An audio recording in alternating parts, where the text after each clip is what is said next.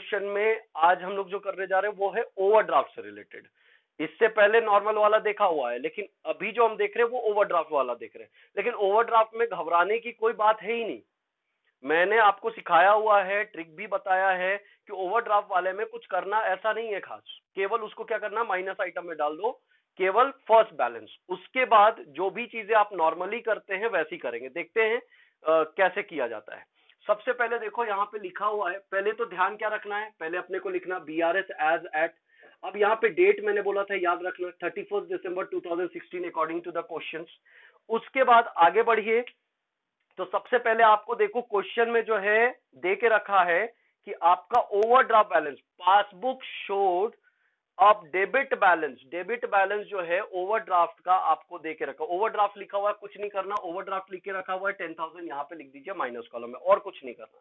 अब उसके बाद जैसे सिंपली हम करते हुए आ रहे हैं वैसे करना है। अच्छा, दूसरी चीज मैंने क्या बोली थी आप लोगों को ध्यान रखने के लिए कि देखिए बैलेंस एज पर क्या देके रखा है, तो ओवरड्राफ्ट एज पर पासबुक देके रखा। अच्छा, तो आप पासबुक की तरह हमको सोचना है। पहला क्वेश्चन क्या है, check drawn but not presented for payment. मतलब चेक ड्रॉन का मतलब क्या हुआ, ड्रॉन मतलब हो गया इशू कर दिया, ठीक है। तो चेक हमने क्या कर दिया, इशू कर दिया। चेक इशू कर दिया but not presented for payment, तो कैश बुक से क्या हो गया होगा, कम हो गया होगा, बिल्कुल ठीक। लेकिन पासबुक हमारा बढ़ा ही रह गया, पासबुक हमारा बढ़ा ही रह गया क्योंकि पेमेंट के लिए प्रेजेंट नहीं हुआ है। लेकिन हमें ध्यान क्या देना है, बैलेंस एज पर क्या देके रखा है, देखो बोर्ड पे आपको पासबुक देके रखा हुआ है, तो क्या करना पड़ेगा, पासबुक को हमको घटाना पड़ेगा। तो क्या करना पड़ेगा, लेस कर देंगे। अमाउंट देखो कितना देके रखा है 5,000, तो यहां पे इसके सामने लिख दोगे आप 5,000। Next point, cheque paid into bank, cheque paid into bank for collection but not collected. अब फिर से देखिए, चेक मैंने भेज दिया बैंक में कलेक्ट होने के लिए, तो मैंने कैश बुक को बढ़ा दिया होगा, कैश बुक को मैंने बढ़ा दिया। अब बैलेंस एज पर क्या है, फिर से बोर्ड पे देखो पासबुक देके रखा हुआ है, तो मतलब पासबुक कम है, तो बैलेंस एज पर जो रहता है उसी को मैंने क्या सिखाया, उसी को या तो इंक्रीज करोगे या डिक्रीज करोगे। अब बैलेंस करने के लिए क्या करना पड़ेगा, पासबुक को हमको क्या करना पड़ेगा, बढ़ाना पड़ेगा। तो बढ़ाने के लिए आप क्या करोगे, उसको ऐड करोगे, ठीक है।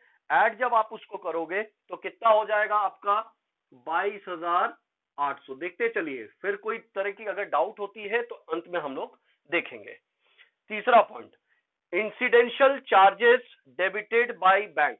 अब बैंक ने क्या किया कि डेबिट कर दिया। डेबिट कर देने का मतलब होता है कि पासबुक क्या हो गया, हमारा कम हो गया, पासबुक हमारा क्या हो गया, कम हो गया, कैश बुक बढ़ा रह गया।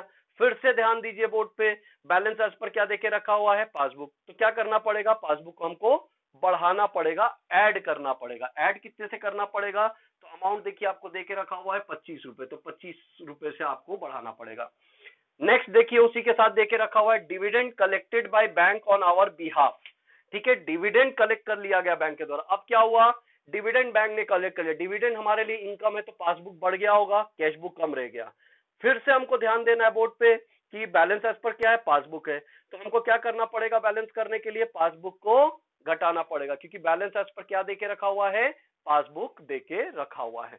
तो घटा दीजिए, कितना अमाउंट देके रखा हुआ है, 350 देके रखा हुआ है। Next, cheque debited in the cash book but omitted to be bank, ठीक है। चेक क्या कर दिया आपने, बैंक में डेबिट कर दिया, मतलब कैश बुक में आपने डेबिट कर दिया। कैश बुक में डेबिट करने का मतलब हो गया कैश बुक में बढ़ा दिया, क्योंकि कैश बुक का नेचर क्या होता है, डेबिट बैलेंस होता है, ठीक है। तो हमने कैश बुक को क्या कर दिया, बढ़ा दिया। अब हमने पासबुक में नहीं बढ़ाया, तो पासबुक में भी बढ़ाना पड़ेगा, क्योंकि बैलेंस एज पर क्या है, पासबुक है, तो पासबुक को भी बढ़ा दो।